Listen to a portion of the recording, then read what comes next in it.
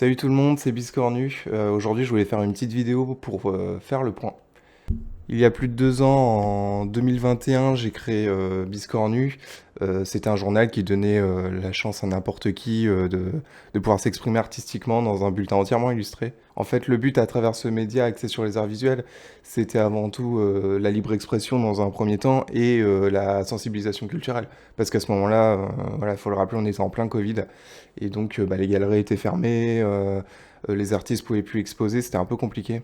On n'était pas du tout sur un journal satirique, on se rapprochait plus d'un fanzine. Donc après, le journal était en prix libre, donc en fait, chacun donnait ce qu'il voulait pour soutenir l'initiative. Et donc, vu que le prix libre ne me rapportait pas assez tous les mois pour permettre d'éditer de la couleur, on restait sur du monochrome, c'est ce qu'il y avait de plus simple. Après, on a également publié des hors-séries en collaboration avec des événements, d'autres structures, des galeries.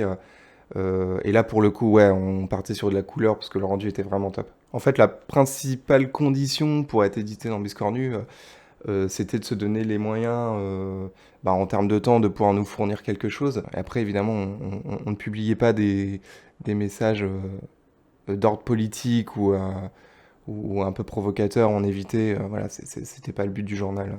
Par la suite, le réseau de Biscornu s'est agrandi et à ce moment-là, moi j'avais besoin d'aide. Et c'est donc là que Kezia, un artiste que j'avais déjà publié, m'a gentiment proposé de m'aider sur rien que la mise en page. Kezia qui d'ailleurs a fait beaucoup pour le journal et qui est un super photographe, je vous invite à aller voir son compte Instagram.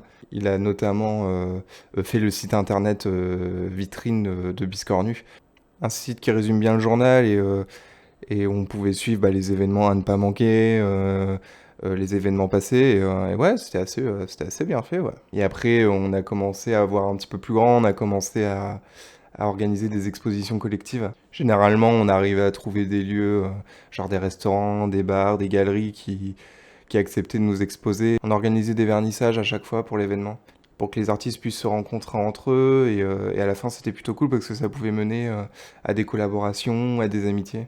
On se démerdait. Kezia, il a déjà appelé un pote pour faire le DJ pendant la soirée. Moi, je ramenais des tireuses à bière et puis c'était parti, quoi. Biscornu a évolué et on a commencé à recevoir des invitations pour des salons. On a agrandi notre champ d'action. On distribue le journal sur Niort, Parthenay, Rochefort. Gérer les livraisons à distance, c'était une vraie galère.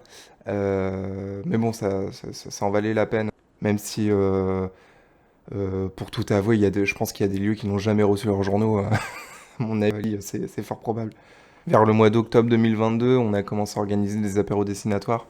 Un thème, des crayons, de la peinture, de la bonne bière, du saucisson, le tout suivi d'une vente aux enchères. Et là, tu passes une bonne soirée. Non, mais en vrai, le principe était très simple. Il y a un thème imposé en début de soirée. Les gens ont 2 heures pour dessiner. On ramasse les dessins et après tout est suivi d'une vente aux enchères des œuvres. Et donc pendant la vente aux enchères, les gens pouvaient surenchérir en peintre, en shooter, en demi, en saucisson. Donc l'artiste qui avait vendu son œuvre repartait avec un coupon avec son nombre de peintres ou son nombre de shooters qu'il pouvait réutiliser quand il voulait dans le bar. Et la personne qui venait d'acheter l'œuvre en question repartait directement avec pendant la soirée.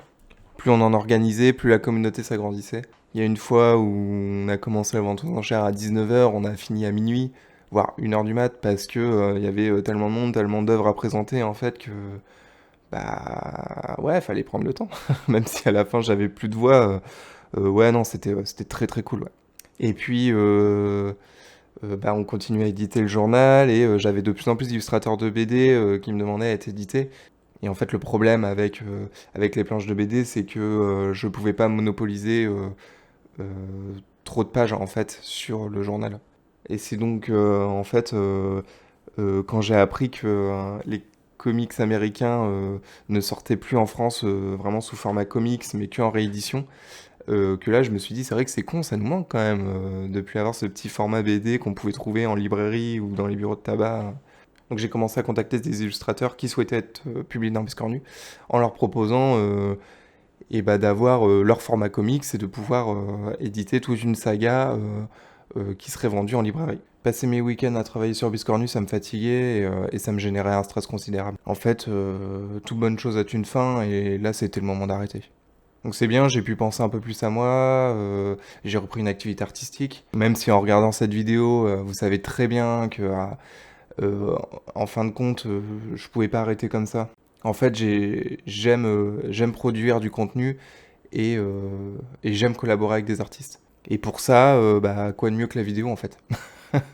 Déjà, on a des outils à l'heure actuelle entre YouTube et Twitch. Enfin, je pense qu'il y a énormément de choses à faire. Dans l'idée, bah, je ferai des vidéos comme celle-ci bah, dans mon salon et des vidéos où je partirai sur des événements, rencontrer des gens, interviewer du monde. L'avantage que j'ai avec le format vidéo, c'est que je peux faire ça de chez moi. Alors effectivement, pour l'instant, j'ai pas un matos de dingue. Je pense que quand vous allez regarder cette vidéo, vous allez vous dire, mais c'est quoi ce mec? Il doit faire ça avec son appareil photo, ce qui est le cas, et le peu de moyens que j'ai en fait. Pour ce que je souhaite produire, je pense que pour l'instant, c'est largement suffisant. Donc voilà, pour conclure, bah, n'hésitez pas à vous abonner, à me suivre sur les réseaux sociaux, et je vous dis à bien très bientôt pour de nouvelles aventures artistiques.